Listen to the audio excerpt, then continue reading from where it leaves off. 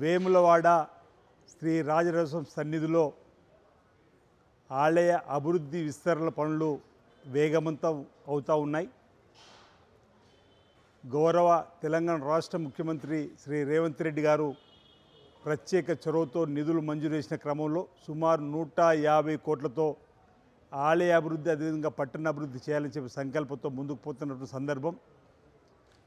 శృంగేరి పీఠాధిపతి జగద్గురు శ్రీ శ్రీ శ్రీ విధుశేఖర భారతి గారి సూచనలు, సలహాలు, వారి ఆశీస్సులతోటి ముందుకు పోతున్నటువంటి క్రమంలో ఇటీవల వారు స్వయంగా వచ్చి రాజన్న ఆలయంలో పరిశీలన జరిపి వారు చెప్పిన సూచనలు, సలహాలు పాటిస్తూ ముందుకు పోతున్న క్రమంలో ప్రణాళికబద్ధంగా ముందుకు పోతున్నటువంటి సందర్భంలో వచ్చేటువంటి భక్తులకు అర్జిత సేవల కోసం ఆల్టర్నేటివ్గా భీమేశ్వర ఆలయంలో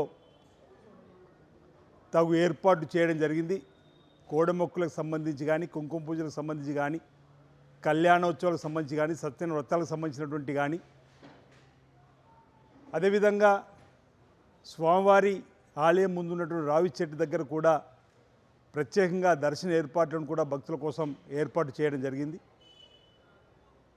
రాష్ట్ర వ్యాప్తంగా ఇతర ప్రాంతాల నుంచి వచ్చేటువంటి భక్తులు దయచేసి సహకరించి రాజన్న ఆలయ అభివృద్ధిలో మీ వంతు సహకారంతో మరి మీ సహకారాన్ని సంపూర్ణంగా అందివ్వాలని చెప్పిన సందర్భంగా కోరుతూ రాబో రోజుల్లో వీళ్ళతో తొందరగా స్వామివారి ఆలయ విస్తీర్ణ అభివృద్ధిని గావింపేసే లక్ష్యంతో ఈ ప్రభుత్వం ముందుకు పోతుందని చెప్పిన మాట ఈ సందర్భంగా తెలియజేస్తూ ప్రజల, భక్తుల మనోభావాలకు అనుగుణంగా ముందుకు సాగుతామని చెప్పిన గతంలో చెప్పాం. ఇప్పుడు కూడా వారి యొక్క ఆలోచన తీసుకొని ముందుకు పోతామన్నమాట.